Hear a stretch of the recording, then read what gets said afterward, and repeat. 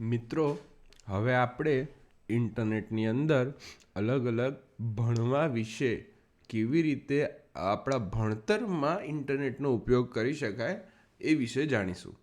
હવે સૌ પ્રથમ તમે બધા જ લોકોને ખ્યાલ છે કે ઇન્ટરનેટની ઉપર અઢળક માહિતી મૂકેલી હોય છે, પણ એ જ અઢળક માહિતીમાં ઘણી માહિતી આપણા કામની હોય છે અને ઘણી માહિતી આપણા કામની નથી હોતી.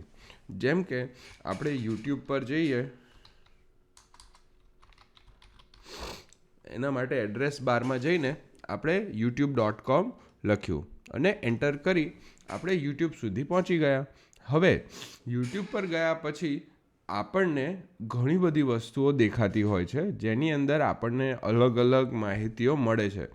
આ જે કંઈ માહિતી છે એમાં આપણા કામની બધી માહિતી હોતી નથી, અને ઘણીવાર આ બધી જ માહિતીના ચક્કરમાં આપણે આપણો સમય વ્યર્થ કરતા હોઈએ છીએ. તો એ સમય વ્યર્થ ના થાય અને આપણે કંઈ પણ શીખવું હોય તો કઈ રીતે શીખી શકાય?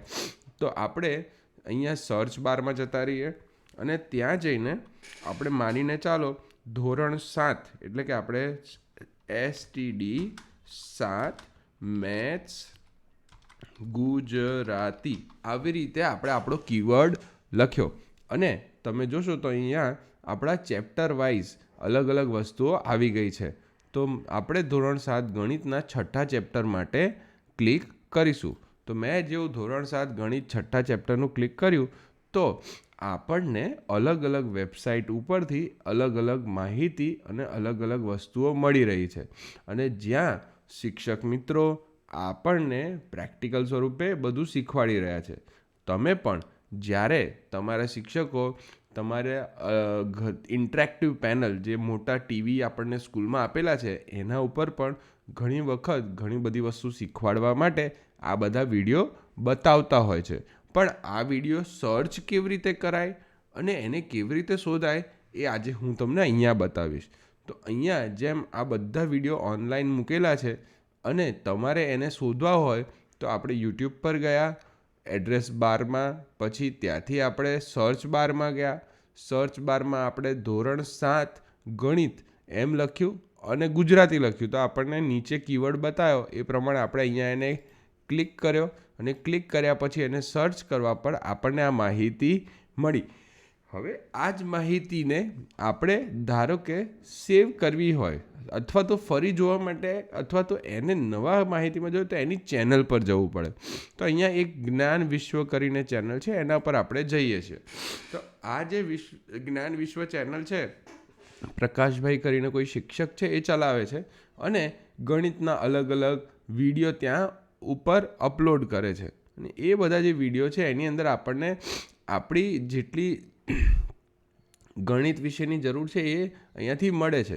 તો આને તમે અહીંયા સબસ્ક્રાઈબ કરી શકો છો. સબસ્ક્રાઈબ કરવા માટે તમારું સાઇન ઇન હોવું જરૂરી છે, અને સબસ્ક્રાઈબ કર્યા બાદ તમે અહીંયા ડાબી બાજુ હોમ, શોર્ટ્સ અને સબસ્ક્રિપ્શનનો એક ઓપ્શન છે, એના પર તમે ક્લિક કરશો તો જેટલા વિડીયો તમે સબસ્ક્રાઈબ કરેલા હશે એ તમને અહીંયા મળી જશે.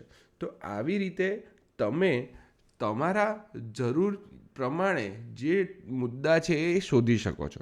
હવે માનીને ચાલો કે આપણે ઇન્ટરનેટ પરથી આપણે MS વર્ડ અથવા તો કોઈ પણ ડોક્યુમેન્ટ સોફ્ટવેર શીખવું છે, તો આપણે ફરીથી એના સર્ચ ઓપ્શનમાં જઈશું અને ત્યાં આપણે લખીશું MS વર્ડ અને પાછળ આપણે કીવર્ડ લખીશું જેને કહીશું ગુજરાતી.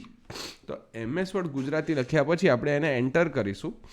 એન્ટર કર્યા બાદ આપણને આવી રીતે અલગ અલગ કોમ્પ્યુટરની અંદર ઓપ્શન મળશે જ્યાં MS વર્ડના બધા જ વિડીયો મૂકેલા હશે. તો અહીંયા એક ચેનલે નોલેજ સાથી એકેડમીએ એક વિડીયો મૂક્યો છે MS વર્ડ ટ્યુટોરિયલ ગુજરાતી, એના પર આપણે ક્લિક કરીશું. તો એની અંદર એડ ગયા બાદ આપણે અહીંયા જોઈ શકીશું કે આપણને અહીંયા વિડીયો દ્વારા આપણને જે ટૂલ આપણે શીખવું છે એ સમજાવી રહ્યા છે, અને અહીંયા તમે એ જ ટૂલને ઘરે બેઠા શીખી શકો છો. હવે આ માહિતી ખાલી ટૂલ પૂરતી નથી, તમે બીજી કોઈ માહિતીને પણ આવી જ રીતે શીખી શકો છો. તો એમાં આપણે એવું લઈને ચાલીએ, આપણે એમ પરિવહનની વાત થઈ હતી, તો એમ પરિવહન આરસી ડાઉનલોડ ગુજરાતી. તો તમે જેવું જોશો તો તમને ખ્યાલ આવશે. તો એમ પરિવહન ગુજરાતીની આખી કેવી રીતે એને આપણે ઉપયોગ કરી શકીએ એના ઉપર આખો વિડીયો છે. ડિજિટલ કોપી કેવી રીતે લઈ શકાય એના પર આખો વિડીયો છે. તો આ બધું મોબાઈલમાં આપણે કેવી રીતે રાખી શકીએ જેથી કરીને આપણે જોડે ન હોય તો પણ આપણે પોલીસને અથવા ટ્રાફિક પોલીસને રજૂઆત કરી શકીએ કે જો આ મારી આરસી બુક છે ને આ મારી જોડે એપમાં છે. તો એ બધા વિડીયોઝ પણ તમને આવી રીતે યુટ્યુબ પરથી મળી જાય છે. આના સિવાય તમારે કોઈ વસ્તુ અપ્લાય કરવું હોય, જેમ કે તમારે પાસપોર્ટ અપ્લાય કરવો છે, તો પાસપોર્ટ એપ્લિકેશન અને પાછળ તમે લખી દો ગુજરાતી, બરાબર. તો આવી રીતે તમને પાસપોર્ટ એપ્લિકેશન કરવાના વિડીયો પણ તમને ઓનલાઈન આ રીતે મળી જાય છે અને તમે એને જોઈને એ આખો પ્રોસેસ તમે એકથી એક મુદ્દા પ્રમાણે ઓનલાઈન જઈને કરી શકતા હોવ છો.